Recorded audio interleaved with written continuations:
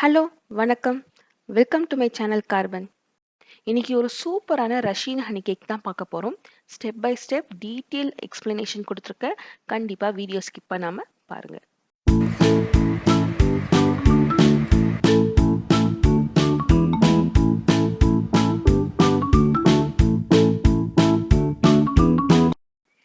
Honey cake செய்யறதுக்கு ஒரு பேன்ல 160 gram unsalted butter எடுத்திருக்கேன். இந்த பட்டர் வந்து நல்லா மெல்ட் ஆகணும். அது வரைக்கும் நம்ம குக் பண்ணிக்கலாம். பட்டர் நல்லா மெல்ட் ஆனதுக்கு அப்புறமா 1 கப் நம்ம நார்மல் சுகர் ஆட் பண்ணிக்கலாம். அடுத்ததா 80 ml போல ஹனி ஆட் பண்றேன். ரெண்டுமே ஆட் பண்ணதுக்கு அப்புறமா நம்ம ஸ்டவ்வை வந்து ஆஃப் பண்ணிட்டு இந்த ஹீட்லேயே வந்து ரெண்டுமே மிக்ஸ் பண்ணிக்கலாம். அந்த சுகர் வந்து கரையணும்லாம் கிடையாது, ஜஸ்ட் நம்ம மிக்ஸ் பண்ணி விட்டால் போதும். உங்களுக்கு பவுடர் சுகர் இருந்தால் கூட நீங்கள் அது யூஸ் பண்ணிக்கலாம். அப்போ தான் வந்து பட்டரோட சேர்ந்து ஈஸியாக வந்து உங்களுக்கு மெல்ட் ஆகும். இது எல்லாமே சேர்த்து ஒரு க்ரீம் டெக்ஸ்சர் மாதிரி வரும். இந்த டைமில் நம்ம என்ன பண்ண போகிறோம், இதை ஆற வச்சு அதுக்கப்புறமா தான் இதை யூஸ் பண்ண போகிறோம். அடுத்ததாக ஒரு பெரிய மிக்சிங் பவுலில் 2 முட்டை ஆட் பண்ணுறேன். 2 முட்டைக்கு பதிலாக நீங்கள் 1/2 கப் தயிர் கூட ஆட் பண்ணிக்கலாம். முட்டை ஆட் பண்ணதுக்கு அப்புறமா 1 டீஸ்பூன் வெனிலா எசன்ஸ், கடைசியாக நம்ம குக் பண்ணி வச்சுருந்த மெல்டட் பட்டரை வந்து ஆட் பண்ணுறோம். கண்டிப்பாக நம்ம இதை ஆட் பண்ணும் போது ரூம் டெம்பரேச்சரில் தான் இருக்கணும். அது சூடாக இருந்துச்சுன்னா அந்த முட்டை வந்து பாயில் ஆகிடும். இவ்வளோதான் நம்ம ஆட் பண்ணக்கூடிய வெட் இன்க்ரீடியன்ட்ஸ். எல்லா வெட் இன்க்ரீடியன்ட்ஸும் ஆட் பண்ணதுக்கப்புறமா இதை வந்து நல்லா மிக்ஸ் பண்ணி விடணும். நம்ம ஆட் பண்ணியிருந்த அந்த முட்டை இருக்கிறதே வந்து தெரியக்கூடாது, அந்த அளவுக்கு நமக்கு மிக்ஸ் ஆகி இருக்கணும். இந்த அளவுக்கு நம்ம ஆட் பண்ணியிருந்த முட்டை, சுகர் எல்லாமே நல்லா மிக்ஸ் ஆகிருக்கணும். அப்போ தான் அந்த ஷீட் வந்து நல்லா வரும் உங்களுக்கு. அடுத்ததாக நம்ம ட்ரை இன்க்ரீடியன்ட்ஸ் ஆட் பண்ணிக்கலாம். அதுக்கு ஒரு சல்லடையில் 3 கப் போல் மைதா எடுத்திருக்கேன். மைதா ஆட் பண்ணதுக்கப்புறமா 1 டீஸ்பூன் பேக்கிங் சோடா, இது ரெண்டுமே நல்லா சலிச்சு ஆட் பண்ணிக்கலாம். பேக்கிங் பவுடர்லாம் வந்து தேவைப்படாது, பேக்கிங் சோடாவே உங்களுக்கு போதுமானதாக இருக்கும். ஏன்னா இது ஜஸ்ட் நம்ம சப்பாத்தி மாவு மாதிரி பிசைஞ்சு திரட்ட போதும். அதனால் வந்து கொஞ்சம் கிறிஸ்பியாக இருந்தால் தான் நல்லாயிருக்கும். நல்லா செலிச்சதுக்கப்புறமா இதை நம்ம மிக்ஸ் பண்ண போகிறோம். இது வந்து நம்ம சப்பாத்தி மாவு மாதிரி மிக்ஸ் பண்ணணும். அதனால் கொஞ்சம் தண்ணியாக இருந்துச்சுன்னா உங்களுக்கு 2 டேபிள் ஸ்பூன் அளவு நீங்கள் மைதா வந்து ஆட் பண்ணிக்கலாம். ஆனால் நம்ம ஆட் பண்ணியிருந்த இந்த மைதாவே கரெக்டாக இருக்கும். ஆனால் உங்களுக்கு வந்து ரொம்ப தண்ணியாக இருந்துச்சுன்னா நீங்கள் ஆட் பண்ணிக்கலாம். உங்களுக்கு ஸ்டார்டிங்கில் பார்த்தீங்கன்னா கொஞ்சம் தண்ணியாக இருக்கிற மாதிரி தான் இருக்கும். நான் அந்த டெக்ஸ்சரை வந்து உங்களுக்கு காமிக்கிறேன். இந்த அளவுக்கு தண்ணியாக இருக்கிற மாதிரி தான் இருக்கும். ஆனால் வந்து கொஞ்ச நேரம் ஃப்ரிட்ஜில் வந்து எடுத்து வச்சிங்கன்னா கொஞ்சம் சப்பாத்தி மாவு மாதிரி உங்களுக்கு கெட்டியாகிடும். அதனால் நீங்கள் கவலைப்பட வேணாம். ஏன்னா ஃபஸ்ட்டே உங்களுக்கு தண்ணியாக இருக்குது, மாவு பத்தலைன்ற மாதிரி. ஆனால் கொஞ்சம் தண்ணியாக இருந்தால் தான் உங்களுக்கு அந்த சாஃப்ட்னஸ் வந்து நல்லா கிடைக்கும். நம்ம எல்லா இன்க்ரீடியண்ட்டும் மிக்ஸ் பண்ணதுக்கப்புறமா பார்த்தீங்கன்னா அந்த மாவு இந்த அளவுக்கு தான் உங்களுக்கு கொஞ்சம் தண்ணியாக லூஸாக இருக்க மாதிரி தான் இருக்கும். உங்களுக்கு கையில் எடுத்து பார்த்தா கூட நல்லா கையில் ஃபுல்லாக ஒட்டுற மாதிரி தான் இருக்கும். ஆனால் இதுதான் வந்து கரெக்டான ஸ்டேஜ். இப்போ நம்ம ஒரு தட்டை வச்சு க்ளோஸ் பண்ணிவிட்டு ஃப்ரிட்ஜில் ஒரு 30 மினிட்ஸ் போல் நம்ம இதை வச்சிட போகிறோம். ஒரு 30 மினிட்ஸ்க்கு அப்புறம் ஃப்ரிட்ஜிலேருந்து எடுத்து பார்த்தீங்கன்னா இங்கே பார்த்தீங்களா, கையில் ஒட்டவே இல்லை மாவு, அழகாக வந்து சப்பாத்தி மாவு மாதிரி கெட்டியாகிடுச்சு.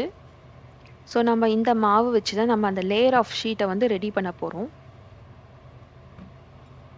ஏதாவது ஒரு வுட்டன் ரோலில் மைதாவை கொஞ்சம் வந்து ஸ்ப்ரிங்கிள் பண்ணிவிட்டு நம்ம ரெடி பண்ணி வச்சிருந்த மாவை ஒரு 5 நிமிஷம் வந்து நல்லா பிசைஞ்சு எடுத்துக்கலாம். அப்போ தான் வந்து கொஞ்சம் வந்து சாஃப்ட் ஆகும். ரொம்ப ஹார்டாக வந்து சப்பாத்தி மாவு மாதிரி பிசையக்கூடாது. மேலே மட்டும் லைட்டாக வந்து அந்த 5 விரலில் மட்டும் இருக்கிற மாதிரி நம்ம லைட்டாக மெதுவாக வந்து பிசைஞ்சு எடுத்துக்கணும். அப்படி இல்லைன்னா ரொம்ப ஹார்டாக ஆகிடும். அதனால் 5 மினிட்ஸ்க்கு மேலே பிசைய வேண்டாம். நம்ம ஜஸ்ட்டு அந்த சாஃப்ட்னஸ் வர வரைக்கும் பிசைஞ்சு எடுத்துக்கிட்டால் போதும். நல்லா பிசைஞ்சதுக்கப்புறமா இந்த மாதிரி 2 ஈக்குவலாக வந்து பிரிச்சுட்டு 5 ஈக்குவல் அமௌண்ட்டை நான் கட் பண்ண போகிறேன்.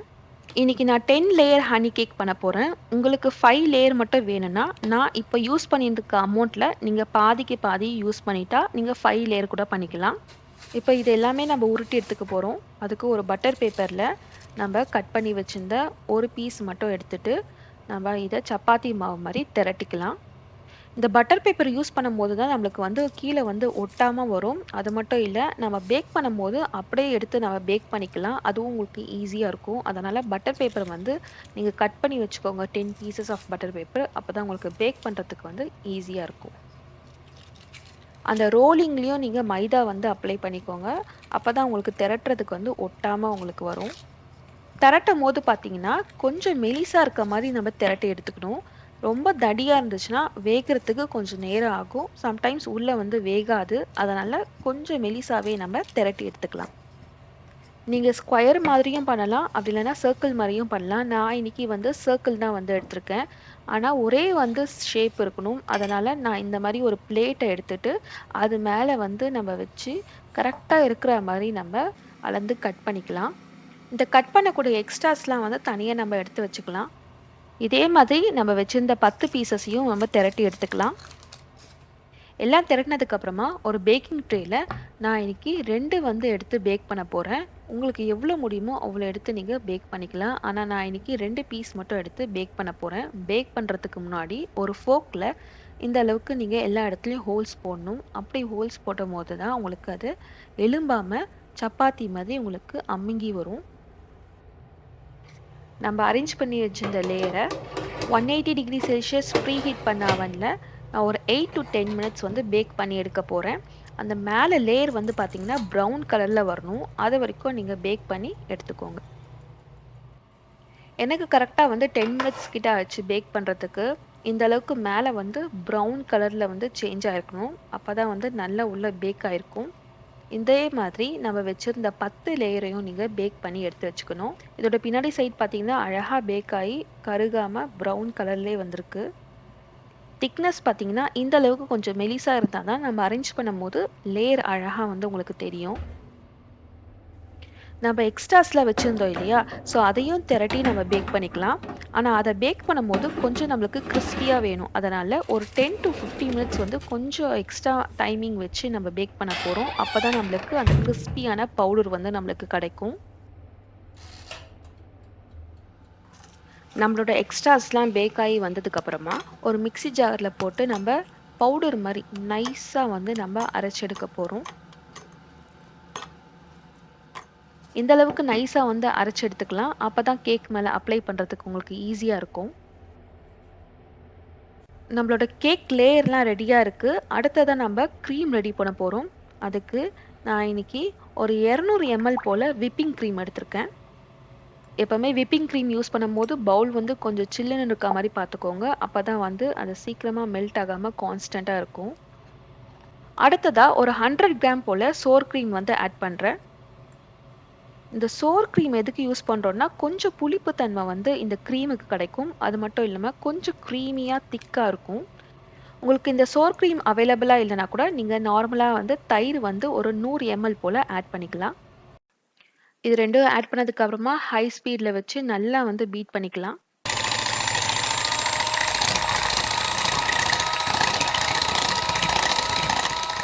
கொஞ்சம் க்ரீமியா வந்ததுக்கு அப்புறமா ஒரு 150 கிராம் போல பவுடர் சுகர் ஆட் பண்றேன்.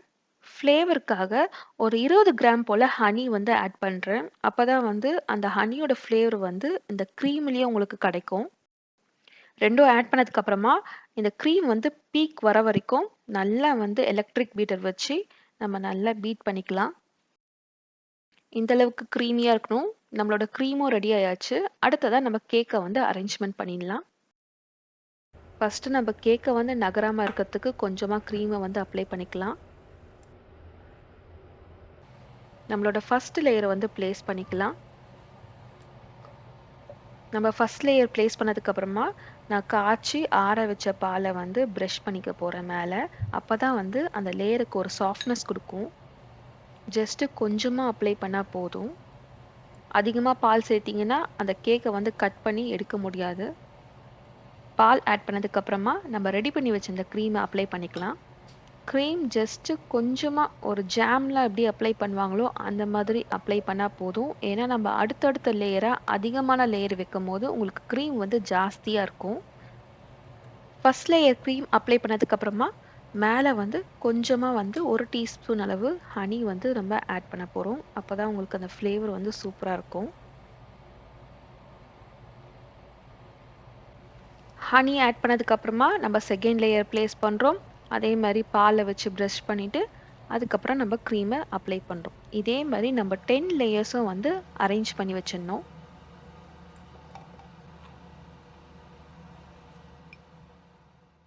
நம்மளோட 10 லேயர்ஸ் அரேஞ்ச் பண்ணதுக்கப்புறமா மேலேயும் க்ரீம் வச்சு எல்லா இடத்துலையும் இந்த மாதிரி கவர் பண்ணிக்கணும். எல்லா இடத்துலையும் க்ரீம் அப்ளை பண்ணதுக்கப்புறமா நம்ம பவுடர் பண்ணி வச்சிருந்த அந்த கேக் க்ரம்ஸை வந்து எல்லா இடத்துலையும் நம்ம ஸ்ப்ரிங்கிள் பண்ண போகிறோம். நம்ம அப்படி ஸ்ப்ரிங்கிள் பண்ணும்போது அந்த க்ரீமோட ரொம்ப அழுத்தாமல் ஜஸ்ட்டு மேலோட்டமாக நம்ம அதை பேஸ்ட் பண்ணுற மாதிரி நம்ம ஸ்ப்ரிங்கிள் பண்ண விட போகிறோம். சப்போஸ் உங்களுக்கு அந்த க்ரீம் வந்து மெல்ட் ஆகுற மாதிரி இருந்தால் கூட நீங்கள் ஃப்ரிட்ஜில் ஒரு 20 மினிட்ஸ் வச்சதுக்கப்புறமா நீங்கள் இந்த மாதிரி ஸ்ப்ரிங்கிள் பண்ணிக்கலாம். அப்போ உங்களுக்கு ரொம்ப ஈஸியாக இருக்கும். அந்த க்ரம்ஸ்லாம் மேலே எல்லா இடத்துலையும் தூவி விட்டதுக்கப்புறமா உங்களுக்கு ஃபைனலாக கேக்கோட லுக் வந்து இந்த மாதிரி இருக்கும். இப்போ நம்ம இதை கட் பண்ணி பார்க்கலாம்.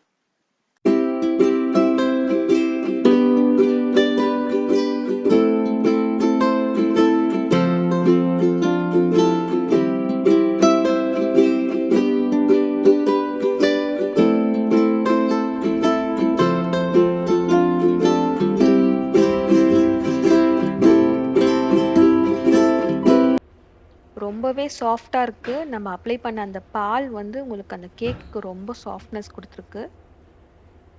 இந்த ரெசிபியோட ப்ரொசீஜர் கொஞ்சம் லென்த்தியாக இருக்க மாதிரி தான் இருக்கும். ஆனால் கண்டிப்பாக நீங்கள் செய்யும் போது ஈஸியாக இருக்கும். இந்த ரெசிபியை நீங்கள் ட்ரை பண்ணி பாருங்கள் ஒரு தடவையாவது. நீங்கள் ட்ரை பண்ணிவிட்டு எப்படி இருந்ததுன்னு எனக்கு கமெண்ட் பண்ணுங்கள். அண்ட் இந்த வீடியோ உங்களுக்கு பிடிச்சிருந்ததுன்னா லைக் பண்ணுங்கள், ஷேர் பண்ணுங்கள், மறக்காமல் சப்ஸ்கிரைப் பண்ணிவிடுங்க. Share food, spread love. Thanks for வாட்சிங்.